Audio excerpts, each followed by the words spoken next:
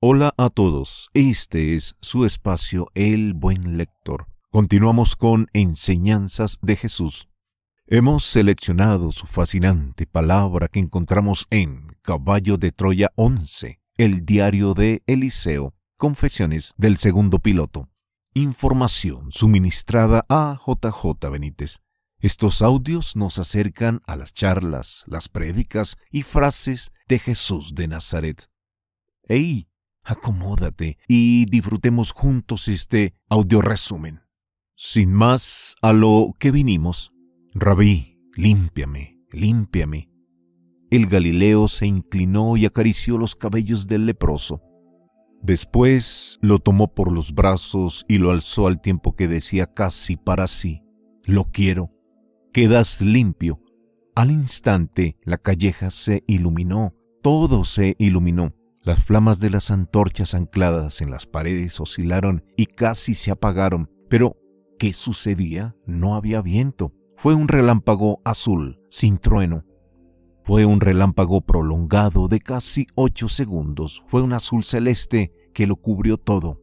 Piedras, suelo, ropas, caras, manos, perro.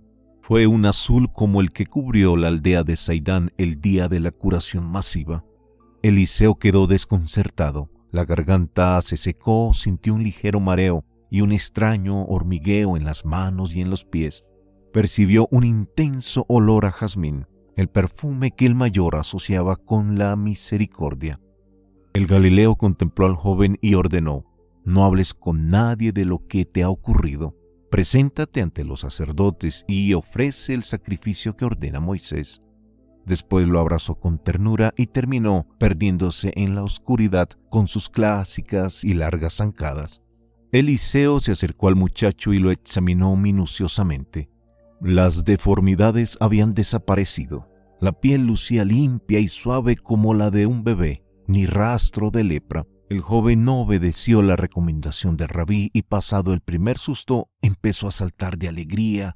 Lloraba, gritaba, aporreaba las puertas y declaraba que el carpintero de Naún lo había sanado. Ya en el campamento, el maestro llevó el dedo índice izquierdo a los labios y solicitó el silencio de Eliseo. Eliseo cenó algo y permaneció un buen rato observando al Hijo del Hombre. ¡Qué inmenso poder! ¡Cuánta piedad! Aquello iba contra todos los principios del ingeniero. La noticia de la sanación del joven leproso voló y una verdadera multitud rodeó el campamento. Jesús y todos huyeron en la oscuridad. Aquel parecía el destino del Hijo del Hombre: huir, huir constantemente.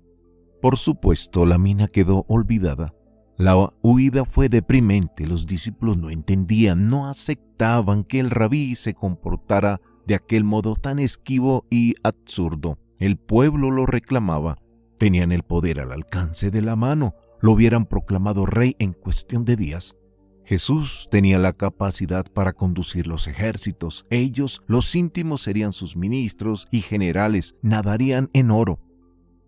Llegaron a la ciudad de Corazín, de unos 10,000 habitantes. Había un dolmen de 4 piedras. Después de nevar, el maestro se encaminó hacia Corazín. Todos le siguieron. Eliseo solicitó permiso a Felipe y fue tras ellos. Jesús cruzó las calles nevadas y buscó la sinagoga. Los niños correteaban entre la nieve y le lanzaron bolas. Jesús replicó con otros tantos bolazos. Era incansable e infantil, como los muchachos, quizá más infantil que ellos. El Iscariote puso mala cara. Esto no es propio de un Mesías, argumentaba para sí. Finalmente llegaron a la sinagoga. Jesús fue a sentarse en lo alto de la escalinata, de espaldas a la sinagoga. En las manos acariciaba una hermosa naranja. Los íntimos y el resto se acomodaron a lo largo de las escaleras. El rabí se mantuvo en silencio. Cuando lo estimó oportuno, se dirigió a los presentes y lo hizo con decisión y dulzura. Habló de el Padre Azul, el reino invisible que les aguarda a todos tras la muerte. La presencia de Abba en la mente del hombre y de la mujer, e insistió en lo de la mujer. El regalo del alma inmortal y la esperanza. Se detuvo un buen rato en la esperanza, la derramó, trató de abrir las mentes, intentó convencer a los rústicos campesinos y pastores. Debían confiar, no estaban allí por casualidad. Todo obedecía a un orden. El Padre Azul conoce a cada hijo, está en el interior. La gente del pueblo no entendió gran cosa. De regreso en el campamento, los íntimos decían que Jesús debía hacer prodigios.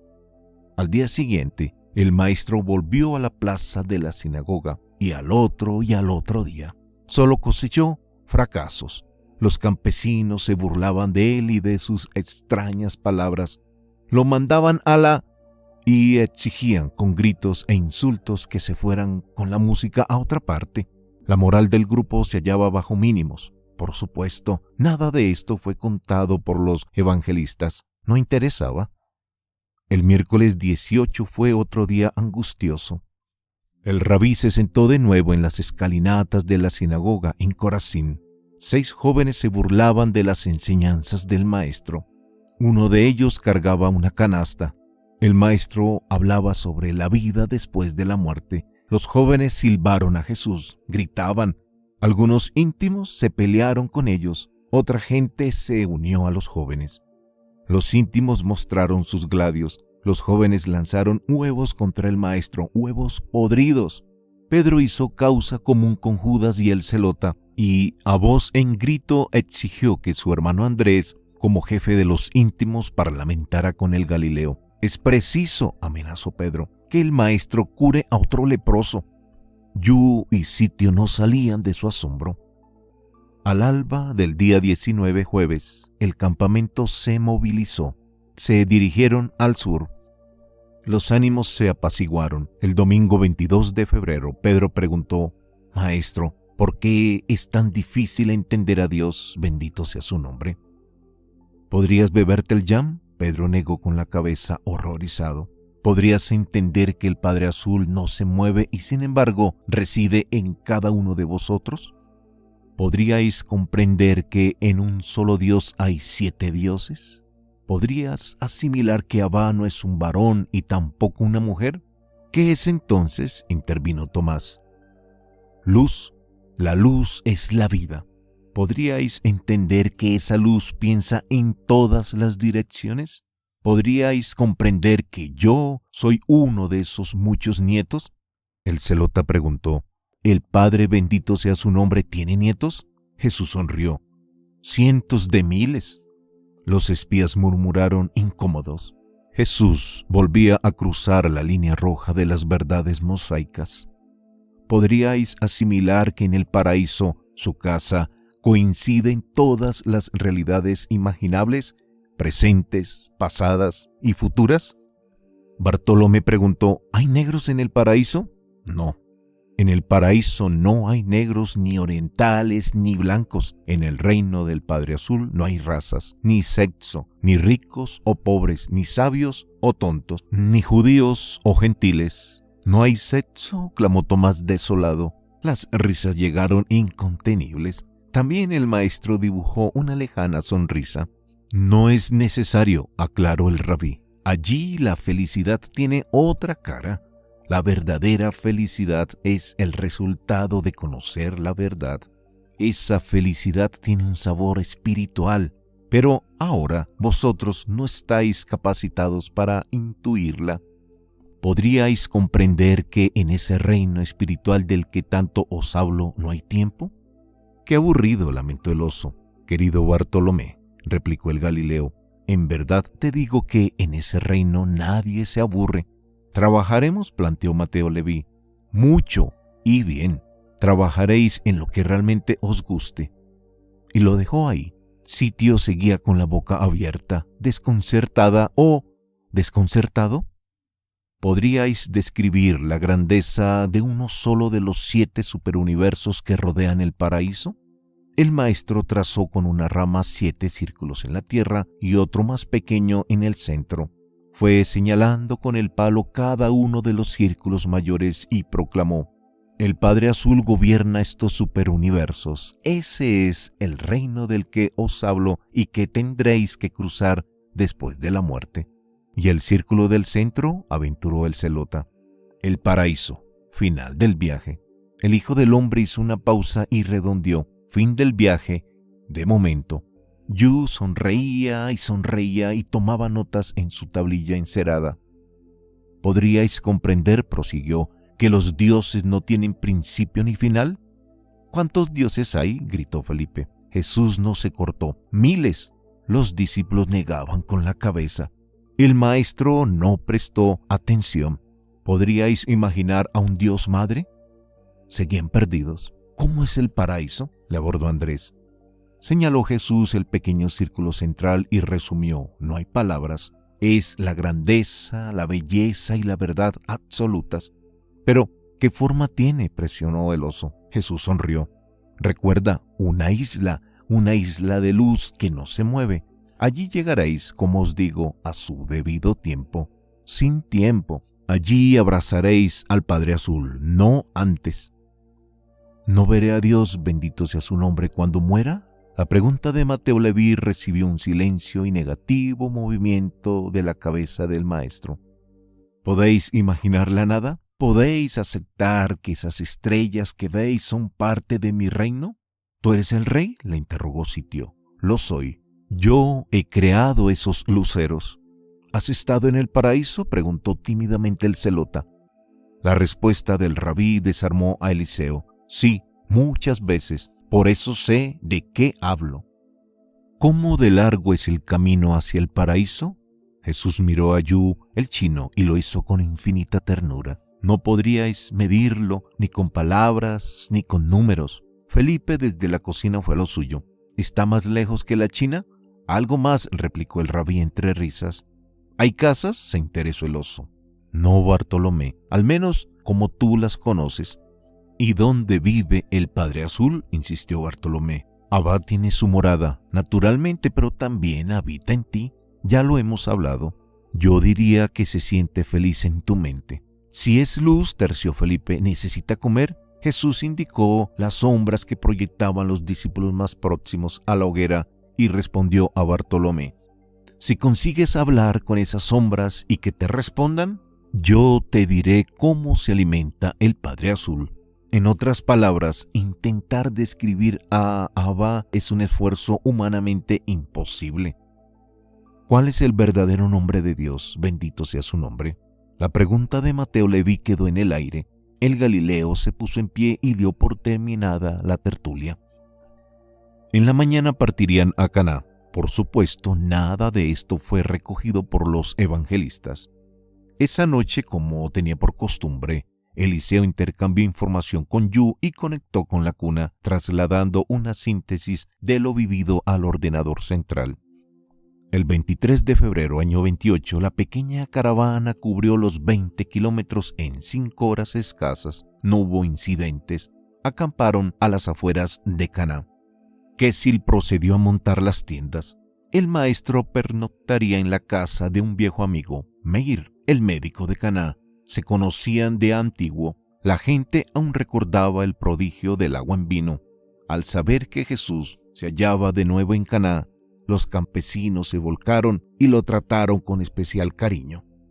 El maestro impartió unas sencillas órdenes. Los discípulos, por parejas, dedicarían las jornadas a visitar las viviendas de la aldea, interesándose por los quehaceres y sueños de los moradores, y hablarían de la buena nueva y del Padre Azul. Empezó a llegar gente al campamento, traían pan, hortalizas y pollos. Felipe se frotaba las manos. La despensa se llenó en menos de una hora. Pero el miércoles 25 de febrero, año 28, hacia el mediodía, se presentó en el campamento un reducido grupo de hombres. Procedían de Naún.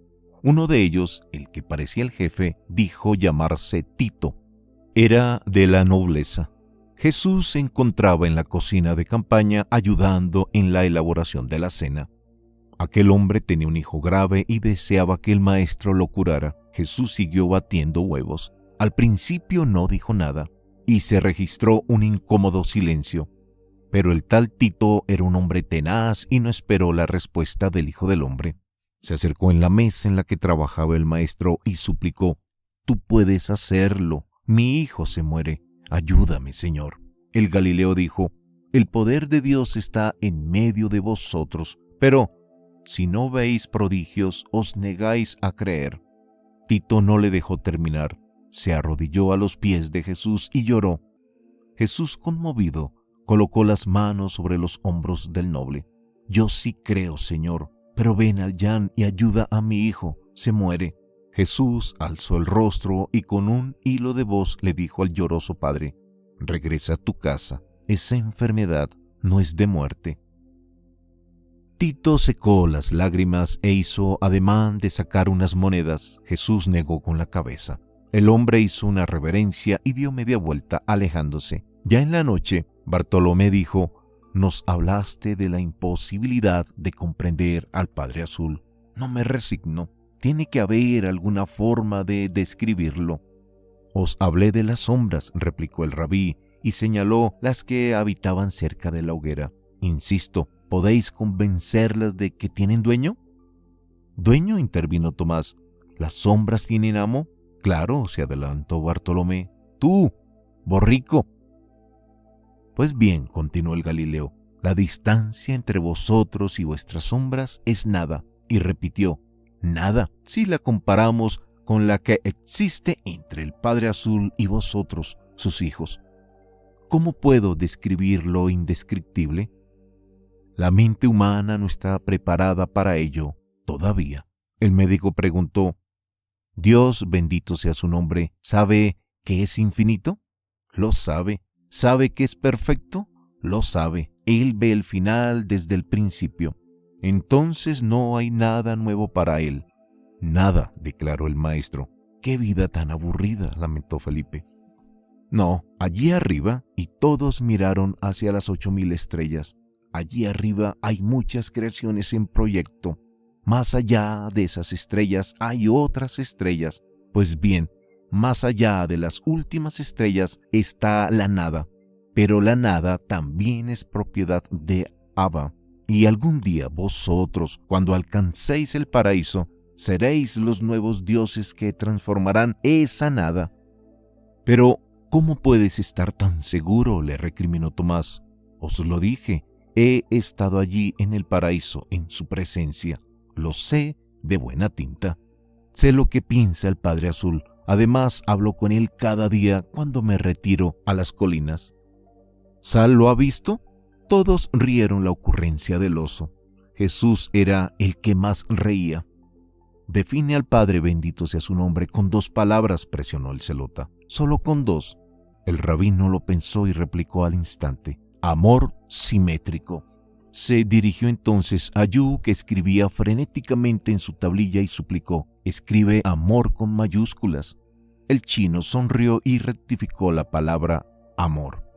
Dios, bendito sea su nombre, ¿se arrepiente de algo? Jesús supo que la cuestión planteada por Juan Zebedeo estaba envenenada.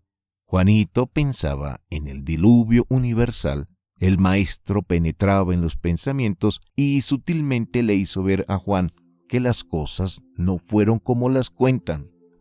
Dios no se arrepiente de nada de lo que hace o proyecta. Dios es bueno. ¿Dios duerme?, bromeó el oso de Caná. Sí, le siguió la corriente el Galileo, con un ojo abierto, como los delfines. Entonces intervino Meir, el médico. ¿Y qué pasa con los ángeles caídos? Si eran perfectos, ¿cómo pudieron equivocarse?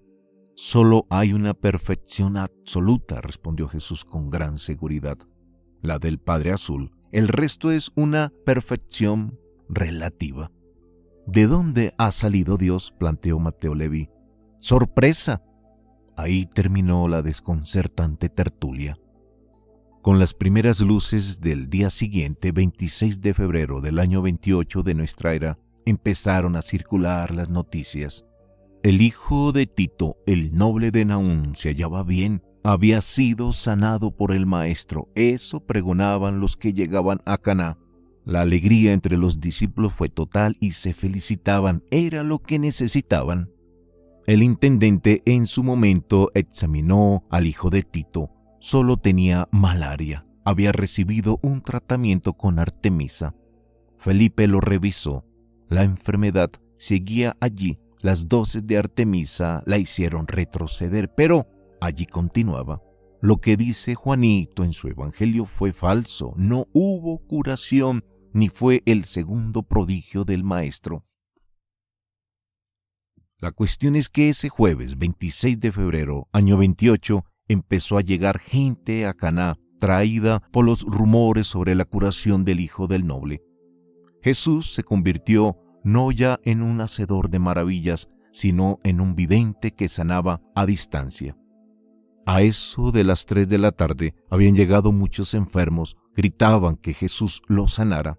La gente preguntaba dónde comía o dónde hacía sus necesidades el hacedor de maravilla y buscaba en el campo. Recogía los excrementos, no importaba de quién, y los guardaban como un tesoro, y lo mismo hacían con los restos de comida. Llegaban a sobornar a los íntimos, ofreciéndoles hasta 50 denarios si les garantizaban la curación del ciego o del paralítico de turno. A eso de las 4 de la tarde llegó el maestro. Debió de esconderse en la casa de Meir, pero la multitud se dio cuenta y lo persiguieron. En la noche algunos íntimos y Jasón lograron entrar a la casa del médico. Jesús conversaba con Meir en uno de los rincones, se hallaban sentados en el suelo. El maestro no parecía preocupado. El anciano médico sugirió 2 posibles soluciones: salir y curar a la gente o escapar. Dijo: esperaremos. Cuando esa gente se duerma podrás huir de Caná. Juan Zebedeo intervino de nuevo. El plan consistía en disfrazar al rabí con ropas de mujer.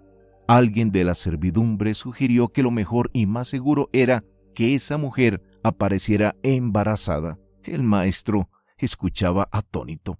El Galileo no sabía si reír o llorar, y de pronto las miradas se clavaron en sitio. Visto y no visto, antes de que tuviera tiempo de huir, Juan y la servidumbre, a una señal de Meir, se lanzaron sobre el desconcertado homosexual y lo desnudaron. De nada sirvieron las protestas. Arú repetía entre risas: «Mira, mira», y señalaba el taparrabo rojo de sitio. Desnudaron al rabí. Los tímidos lamentos fueron como zumbidos de moscas en los oídos de Juan Zebedeo y del resto. Nadie le prestó atención. Pedro se hizo cargo de la túnica roja del maestro y los criados amarraron varias mantas a la cintura del Galileo. Después lo vistieron con el sayal de seda verde de sitio. Eliseo no podía dar crédito a lo que veía. El hijo del hombre embarazado. Uno de los siervos anunció: «Todos duermen». Era el momento. El plan era simple: deslizarse en silencio entre el gentío. Y el paciente hijo del hombre fue afeitado a toda prisa por el médico. A las 3 de la madrugada consiguieron huir y pasar entre el gentío. Sitio, envuelto en una manta, seguía gimoteando. Al alcanzar el campamento y descubrir al rabí, Andrés casi se desmaya. Retiraron el disfraz y el simulacro de embarazo, y el Galileo saltó al reda. Quesil se hizo con las riendas y preguntó: ¿a dónde? El rabí replicó desde el interior: al sur. Huyeron hacia ninguna parte y fueron llegando a Naín. Un grupo salía por las puertas de la ciudad. Era un cortejo fúnebre, con flautistas y danzantes. 7 ancianas que lloraban al compás y sin lágrimas. Puro teatro. Mucha gente iba detrás. Bartolomé averiguó. Se trataba de Jonás, un hijo de Barea, una viuda notable y adinerada. Solo tenía 15 años. Lo llevaban a un cementerio cercano. Alguien reconoció al maestro. ¿Cómo pudo reconocerlo sin barba? El que había identificado al maestro lo señaló de nuevo y una de las mujeres, sin mediar palabra, se arrojó a los pies del rabí. Jesús se inclinó y la obligó a levantarse y acarició los cabellos de la viuda. Eran blancos y largos. Tenía los ojos de color violeta. El cortejo se detuvo y los músicos dejaron de tocar.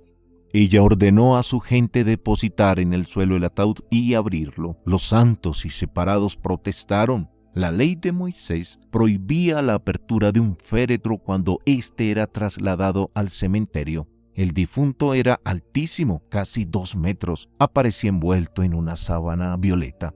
«Rabí, devuélvemelo, tú puedes hacerlo». Jesús no respondió. Se acercó al cadáver y fue a buscar el pulso. No llores, tu hijo no está muerto, solo está dormido. Si un hombre toca un cadáver, rezaba la ley, contrae impurezas por 7 días, y si otro hombre toca a éste, permanece impuro hasta ponerse el sol. Felipe repitió el gesto del maestro. Estaba vivo. Era un caso de catalepsia. Jesús gritó: «Despierta, despierta, levántate». Jonás, despacio, sin soltar la mano del rabí, fue a sentarse en el féretro. Barea, la madre, cayó desmayada. Fue instantáneo. Del silencio y la sorpresa se pasó al pánico. La gente huyó aterrorizada, atropellándose los unos a los otros, caían, se pisaban, aullaban, lloraban, gritaban. Algunos caían de rodillas, adoraban al Galileo o solicitaban perdón por sus pecados. La mayoría se alejó hacia las murallas.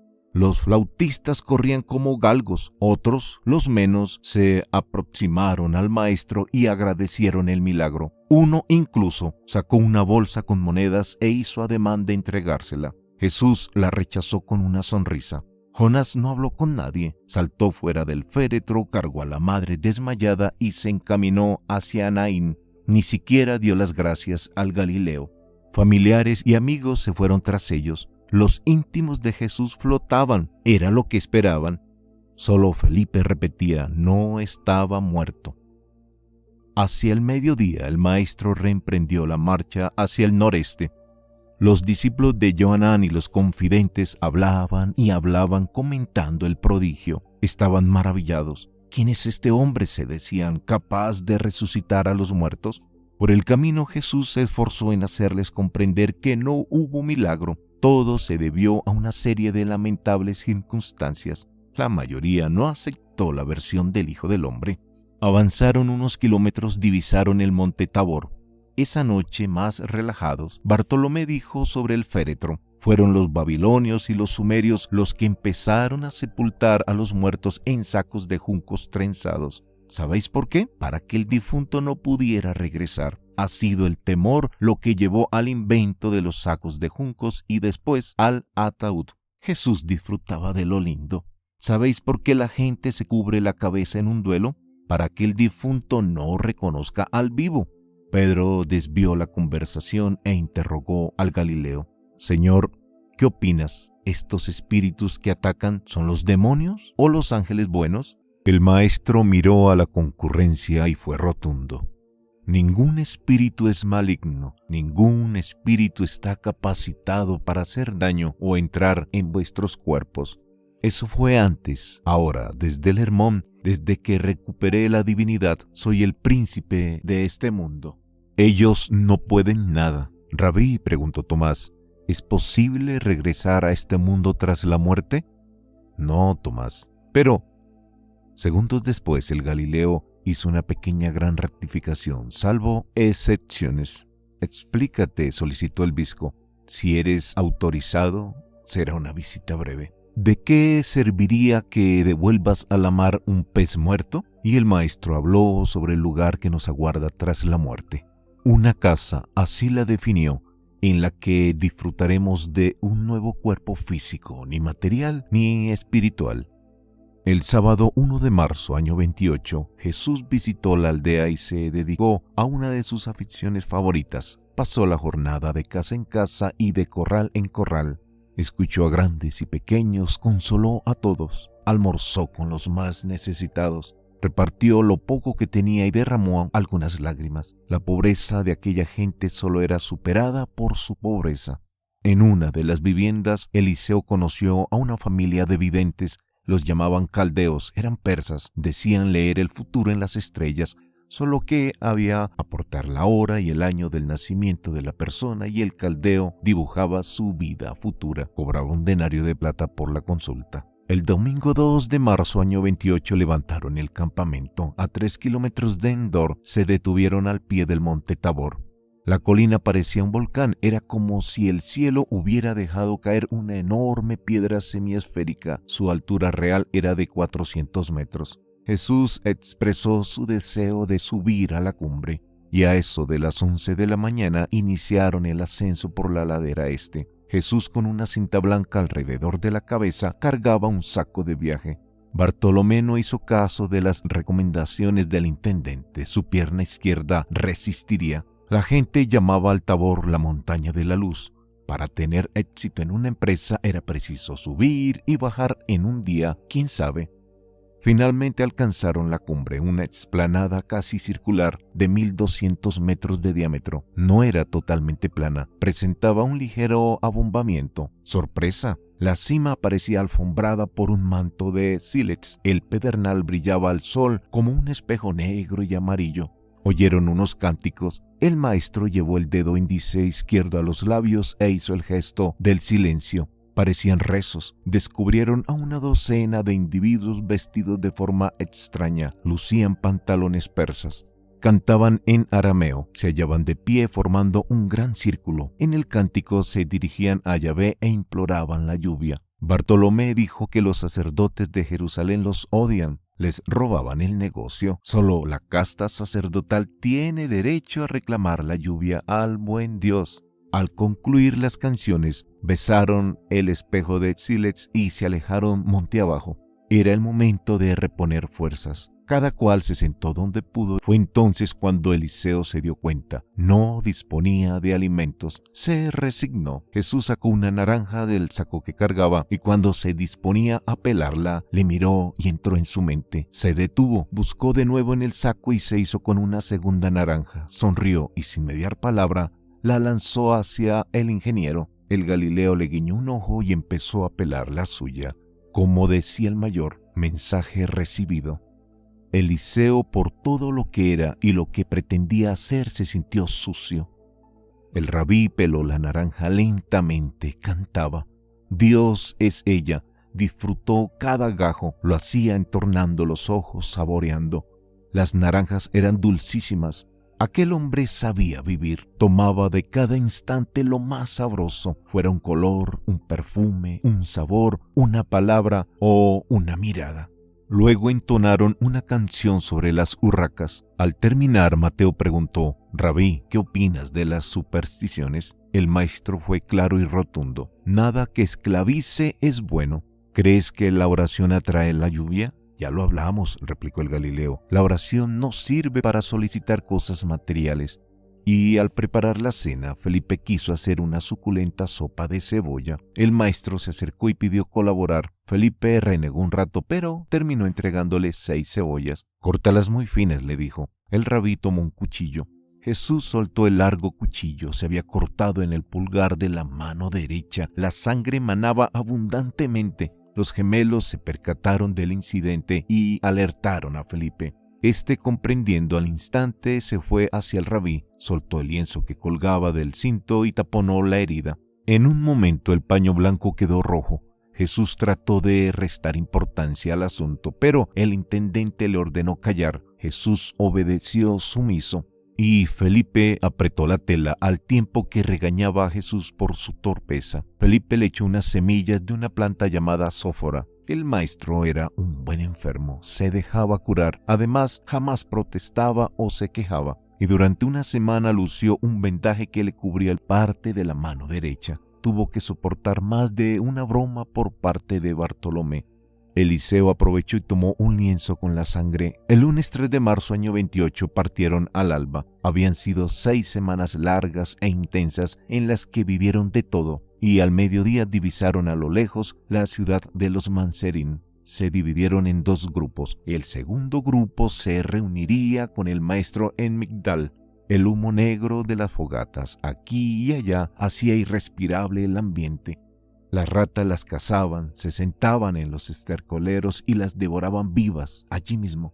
Los Manserín o bastardos eran la basura del pueblo judío. El Galileo finalmente se detuvo frente a una de las chabolas de barro y paja. Antes de entrar, Jesús se dirigió a los discípulos y rogó que permanecieran en la puerta. En el interior de la chabola no se escuchaba nada, ningún sonido. ¿Qué buscaría el rabí en aquel lugar? ¿Con quién hablaba? Unos chicos aprovecharon y le robaron una bolsa a Pedro. Juan le echó la culpa a Eliseo y le escupió las sandalias. En esos instantes apareció el maestro. Detrás de él, en la puerta de la chabola, se presentó un anciano de escasa estatura y delgadez extrema, con una larga barba teñida en verde rabioso. era el jefe de los bastardos. El rabí colocó las manos sobre los hombros de Pedro e intentó consolarlo. «Confía», le dijo. Minutos después vieron regresar al patriarca de los bastardos. Traía la bolsa de hule de Pedro. Se la entregó al desconcertado discípulo y suplicó perdón. No volverá a ocurrir. Jesús se despidió del anciano y abandonaron el lugar. Poco después se reunieron con el grupo en las puertas de la ciudad de Migdal. Al día siguiente, 4 de marzo, año 28, martes, regresaron a Naún. El retorno a la actividad pública, a la predicación, fue fijado para el domingo 16 de marzo. Hasta ese momento nadie debía hablar de la buena nueva. «Disfrutad de vuestras familias», añadió el Galileo. «Confiad en el Padre Azul». Se despidió con su frase habitual: «Hasta luego. Paz». El rabí embarcó en el muelle de Naún y se dirigió al caserón de los Zebedeo, en Saidam. El 5 de marzo, miércoles, temprano, Kesil y Eliseo acudieron a Saidam. Felipe fue de gran ayuda, aconsejó el alquiler de una casita muy próxima a la suya y a la de Pedro.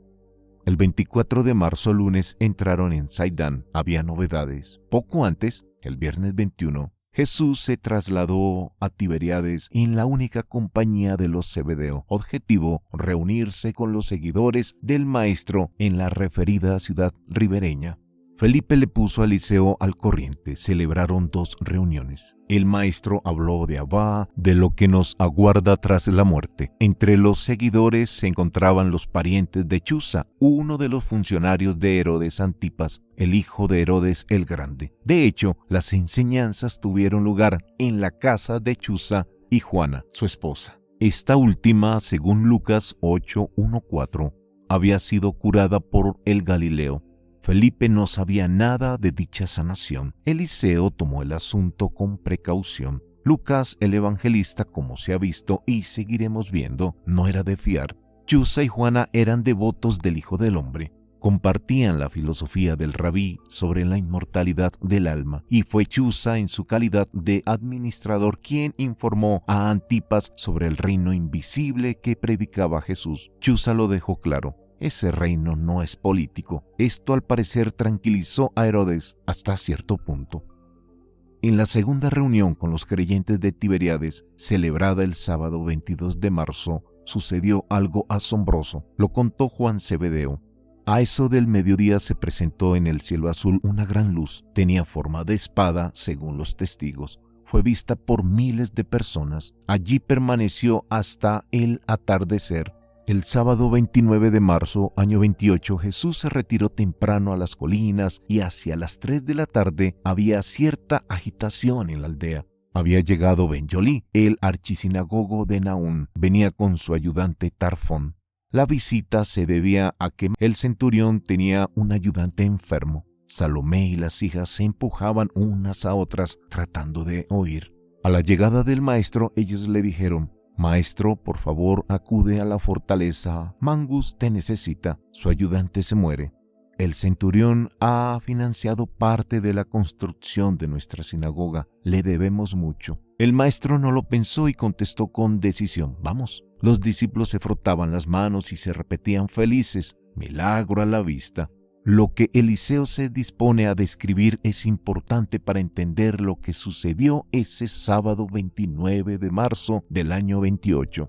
La fortaleza los recibió negra y desconfiada. Los centinelas estuvieron alertas. Un sargento se situó frente a Yolí y procedió a leer el contenido de la tablilla. «Señor, no te molestes en entrar». Comprendió que no estaba leyendo el mensaje a la persona indicada por Mangus y detuvo la lectura. Buscó con la mirada y terminó preguntando: «¿Quién es Jesús?» «Carpintero». El maestro respondió y el sargento caminó hasta él. Alzó de nuevo la tablilla y explicó: «Esto dice mi señor: no te molestes en entrar a la fortaleza, pues no soy digno. Sé que puedes decir una palabra y mi siervo sanará». Aquel hombre miró a Jesús y esperó una respuesta.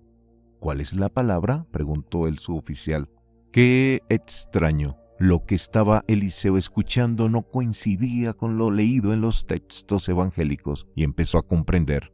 Eran 30 personas, algunas armadas, solicitando entrar en una guarnición romana, el ejército invasor. El ingreso en estos cuarteles estaba rigurosamente prohibido a los civiles, especialmente durante la noche. Jesús se volvió hacia los suyos y comentó con ironía: «¿Cuánta fe la de este pagano?». Sin más dio media vuelta y se alejó de la guarnición. Allí quedó el suboficial con la tablilla en las manos. El romano caminó hacia el portalón. Fue en esos instantes cuando le sorprendió aquel relámpago azul. Tampoco hubo trueno. Duración alrededor de 8 segundos. Podían ser las 18 horas, primera vigilia de la noche. El suboficial, los centinelas y Eliseo miraron al cielo. No había nubes. Al día siguiente circularon 2 noticias por el lago. La primera hablaba de la curación del ayudante del centurión. El segundo fue rumor e interesante. Mangus, el centurión, había recuperado súbitamente el habla. Al parecer, según contaba Jasón en sus diarios, este veterano soldado padecía un mal incurable, cáncer de garganta. Esto le impedía hablar con normalidad. Su voz era cavernosa y arrastrada. En suma, no fue una, sino 2 las sanaciones registradas esa tarde-noche del sábado 29 de marzo, año 28, en la ciudad de Naún. La presencia del relámpago azul fue determinante.